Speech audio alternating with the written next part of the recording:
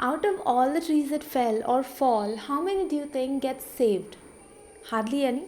That's because schools and NGOs and everybody around us are very vocal about plantations. They're very concerned about planting new trees. But nobody talks about saving a fallen tree. So when a tree falls, we have no idea what to do. We don't know how to save it. So we let the municipality come and chop it and take it away. Today we'll be meeting Sanjiv Valsan, the environmentalist who's been rewilding RA. But until last year, like all of us, he would also grieve when a tree fell, not knowing how to save it. But everything changed this year when he stopped waiting for someone to come and save the tree and took the initiative to save the fallen trees of Mumbai after Cyclone Taukte. What the BMC or what the government would like to say sometimes is that the trees are falling because the wind is too strong. This is nonsense. The trees are falling because they were put in a vulnerable position. What is this vulnerable position? If a tree, like for example, this is a tree, this is a transplanted tree we have here, and you see this tree where we have put it in a place where there's a lot of mud, and trees are supposed to have mud, right? They're not supposed to be growing in concrete. In Mumbai, the trees are growing in concrete. They are growing in concrete because they first started growing and then we concretized it after that.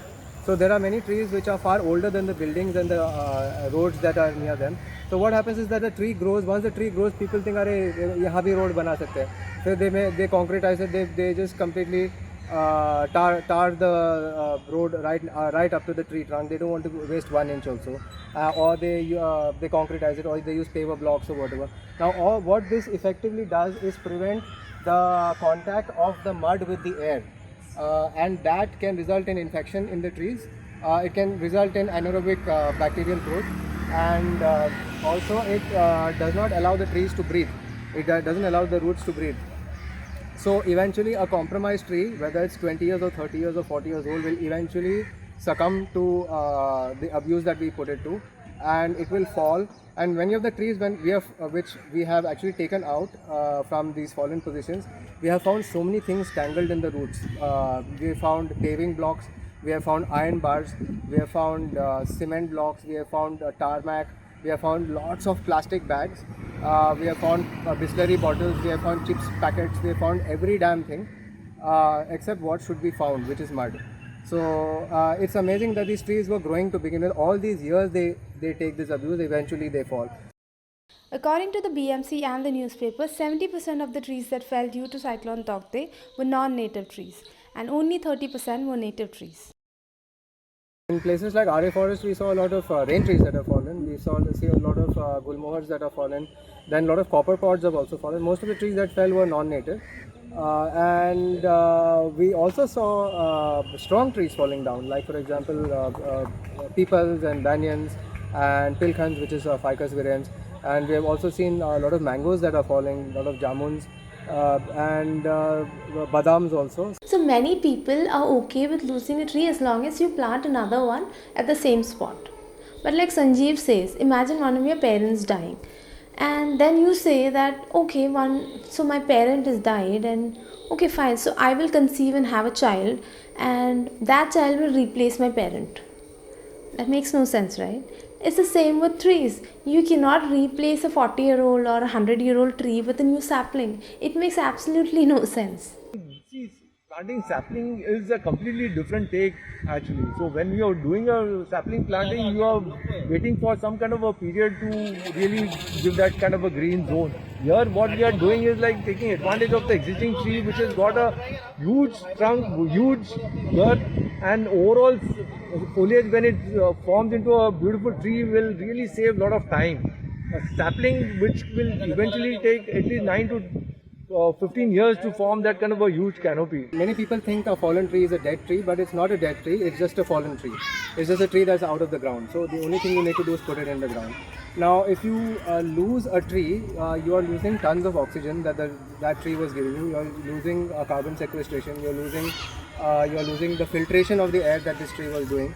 And like a big tree like this is a banyan. It can fertilize about an acre around it. You are losing the fertility of the soil that this tree used to give when it was standing. And banyan tree which will give life to a lot of birds, lot of animals, and of course the oxygen in the air, and overall around that area will have some kind of a positive energy. It enriches the soil in that zone, and it's really it creates a lot of microorganisms around that tree. The banyan tree is really enriching the surrounding of that whole area. It's like a boon to that area. You lose also the joy that a tree could have given you under its shade. And you know, there are kids who grow up climbing trees. There are many generations, like this tree is maybe about 60 years old, and there are probably 2 or 3 generations whose memories are associated with these trees. So the problem is that the BMC contractors are more geared towards cutting, so they are out to sell the wood because that's their source of income. So Sanjeev and his fellow tree lovers have transplanted around 30 trees in Bombay this year. Right now we are in RA forest, so what we are creating is like a word one. Most important thing, like what we are planting out here, the banyan trees in a cluster, so eventually it will form into a huge canopy and support each other in future, so they don't fall down. So what we don't have space for replanting in Mumbai, we are taking them on trailer trucks and bringing them here and replanting them here.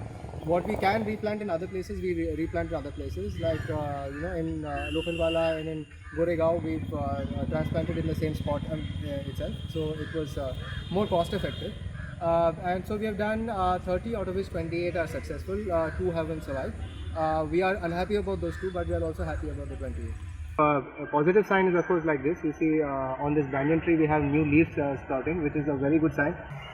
The new leaves are a good sign that the tree is doing well, but it's not the end of the story.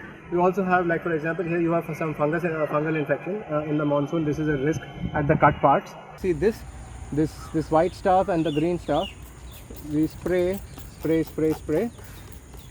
Okay, and then start scrubbing on this. Again rinse with bleach.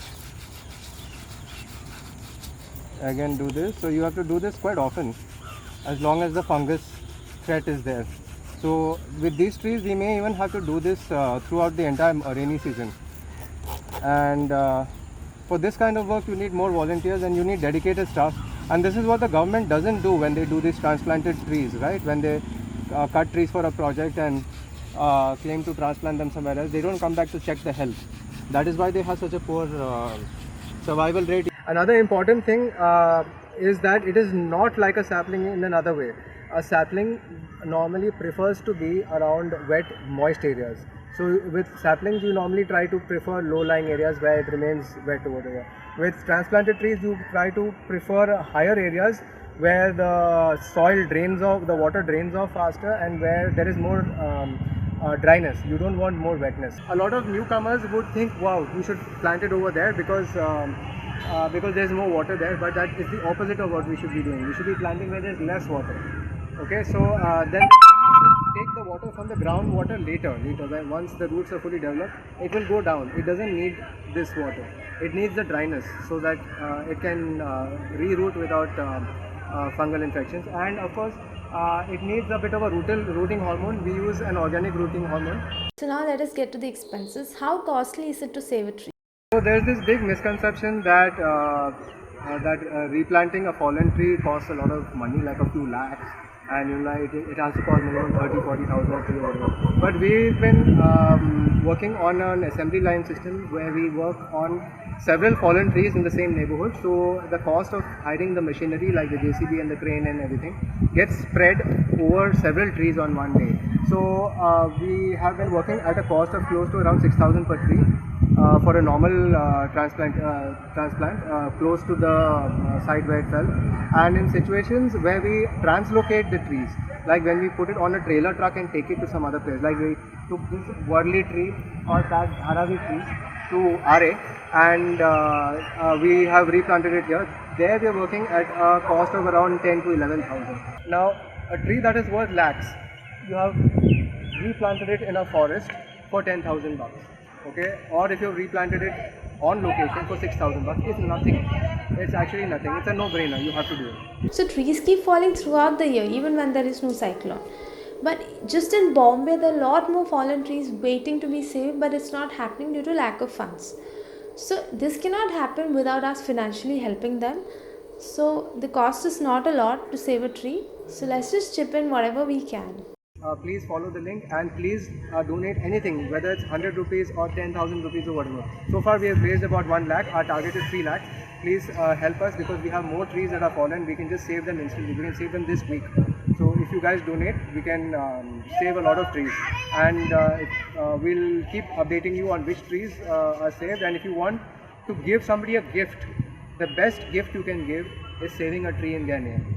There are people who have said, please save this tree in the name of my father. Please save this tree as a wedding gift to my friend. Do that. If you love trees and if you work with them, if you have a bit of knowledge about them, and if you're good at taking initiatives, and if you have a few like-minded people around you, then you can do what Sanjiv is doing in Bombay. Because we need people like Sanjiv throughout our country to put back fallen trees to save them. Especially now because due to global warming, the frequency of cyclones are just on the rise.